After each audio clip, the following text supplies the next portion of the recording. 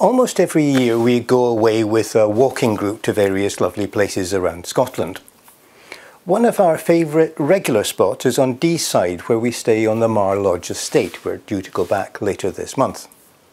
From time to time, when we're away, my wife and I will tell each other ghost stories.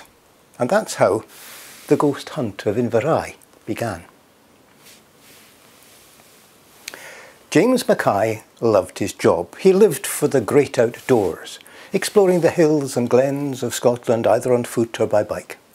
He had climbed Munros, Graemes and Corbetts. He had fished the rivers and lochs. He had skied at all of the 5 centres. And he'd done all of this, and the magazine, Scottish World, had paid him to write about it. Yes, he loved his job. For his latest assignment, he had travelled to Deeside to write an article about the plans to redevelop Derry Lodge. A large, attractive Victorian building, the granite-built lodge had been allowed to decay through the years. Its windows were boarded up, and parts of the roof were coated with mosses and lichens. But plans had been submitted to turn it into a hostel and outdoor centre, with a live-in warden and perhaps mountain guides as well. He wanted to know more about these plans, especially if it was to be a walk-in or cycle-in only facility, no cars allowed down the track which ran past the front door. He'd arranged to meet the developer on the Monday morning in the car park at Lin of Dee. However, he decided to spend the weekend in the area, the whole weekend there, which is why he booked himself into the large farmhouse and B&B run by Jess and Davy Allen. He had stayed there before and knew he would find a warm welcome, a warm bed and good company. There were usually other walkers staying there, so it would always be good crack in the evening. His plan was simple. On the Saturday he would cycle up to the Lin of Dee, then up the White Bridge track, crossing over to Glenderry by Glenluibeg and back down the Louis Water. Sunday would be a Munro. He'd already walked the hills of Benavord and Benavon, but he never tired of its views, especially like now in the autumn when the trees below were dappled with russet and gold. The late September morning was quite bright and sharp with very little breeze. There was a clatter in the dining room after an early breakfast as people prepared their sandwiches for their walk, climb or ride. There was a little good-humoured banter as they exchanged notes on who was going where. All part of the safety procedures they all knew and followed. No one wanted to slip on a hill without anyone knowing where they might be. James set out on his mountain bike. He was quite tall, lean, wiry. In his early 50s he still had a full head of dark hair, though peppered with a few strands of grey that his wife insisted were sophisticated. He dressed in well-worn, comfortable walking gear. The only expensive kit he owned were waterproof trousers and jacket and high-quality boots.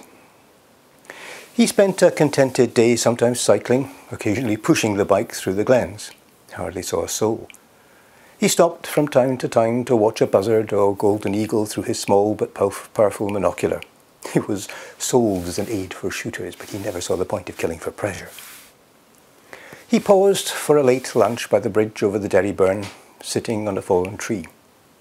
This is a point where woodland stops and the open moorland begins. After a long dry summer, the water in the burn was but a trickle. There were a couple of bikes locked up on trees nearby, but no sign of their owners. But there were so many trails and hills they could have headed for. Brushing the crumbs from his lap, he pushed his bike up the slope to Derry Lodge and stood outside for a while. It was still a handsome building despite its neglected state. He'd learn more enough about its fate soon enough. The first part of the trip had mostly been through open country.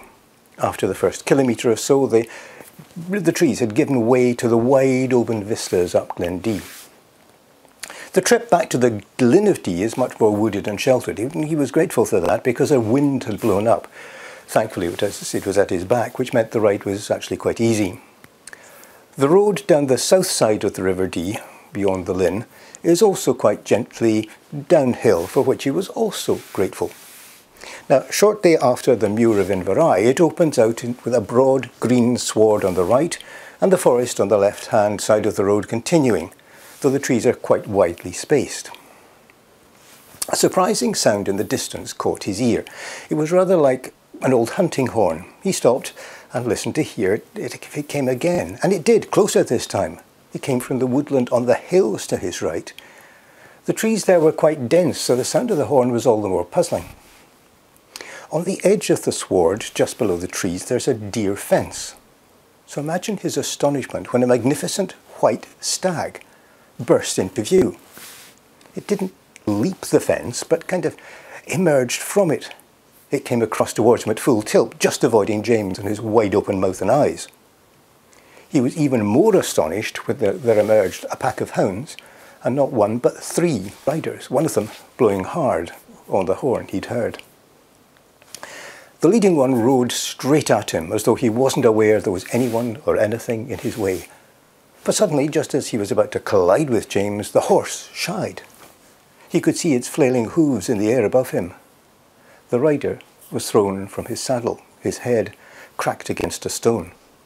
His foot caught in the stirrup, the rider was dragged away by the frightened horse, leaving a trail of blood and brains behind him. The other riders cried out and followed into the woodland, but then, without warning, they all disappeared, leaving nothing but fine wisps of mist. James realised he was shivering, his hands shaking uncontrollably, his breath in short gasps.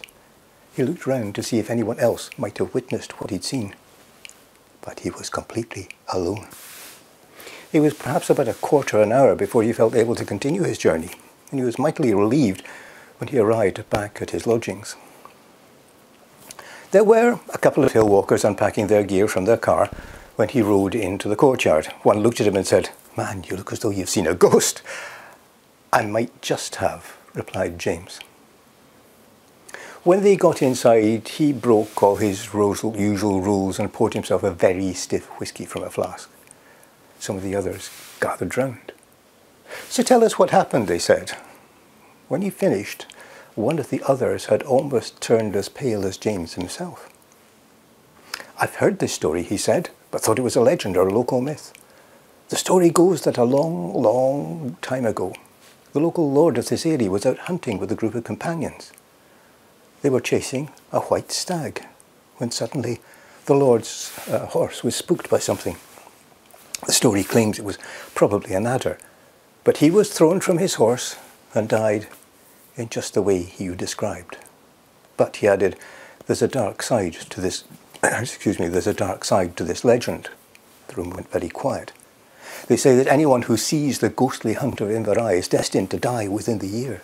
"Oh my God, you know how to cheer a fellow up," said one of the others. "Perhaps we should change the subject. Let's see what Jess is planning for dinner. It was cold out on the hill." James wasn't superstitious, so the warning didn't trouble him. Well, not too much. He got his interview about Daddy Lodge and was rather pleased with the result. He actually got a 2-page spread. 9 months later, he was on a much less exciting assignment, travelling around the country by coach, finding out what the visiting tourist experiences on a mountain and glens excursion. He joined the tour party in the East Midlands of England to meet the others in the party and get to understand what the visitors were expecting. He found that most of them, at least on this trip, were pensioners who were content to be moved around the country and get off the coach as little as possible. The first night was spent in a hotel outside Glasgow, which several coach tour operators regularly used. There were 5 coach loads there that night, entertained through what he thought was a fairly indifferent Scottish meal and a singer who had definitely seen better days. From there it was up Loch Lomond to Fort William, pausing only to show the tourists a few of the better views. They made appreciative sounds but took any photographs from their seats. The accommodation had been little better, but at least they spared the singer. It was on the journey up the Great Glen that he began to feel unwell. He had waves of nausea and pains in his back and legs.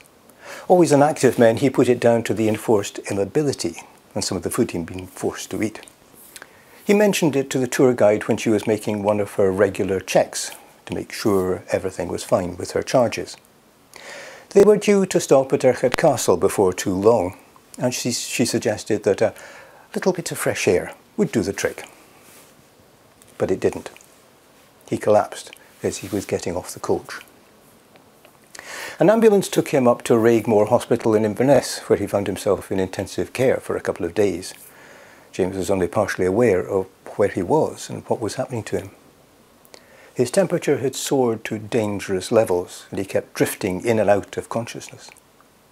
He was aware that his wife and sister were at his bedside, but was hardly able to say more than a few words before falling back asleep. They kept him in that hospital for over a week before deciding to move him to the Royal Infirmary in Edinburgh. There they put him through a battery of tests and scans. He'd never had so much attention, medical attention, in his life, and he was grateful for it, even for he didn't really want it. His wife and sister were with him when they broke the news. "I'm sorry, but we can't cure you." The consultant said a lot more, but that was all he heard, all he remembered. James Mackay died at home a few weeks later, exactly 1 year from the day he'd seen the stag hunt at Inverey. There were many people at the funeral. They included everyone who'd been with him at the B&B on that fateful day the previous year. As they raised a glass to his memory, they all vowed never to go down that road alone again.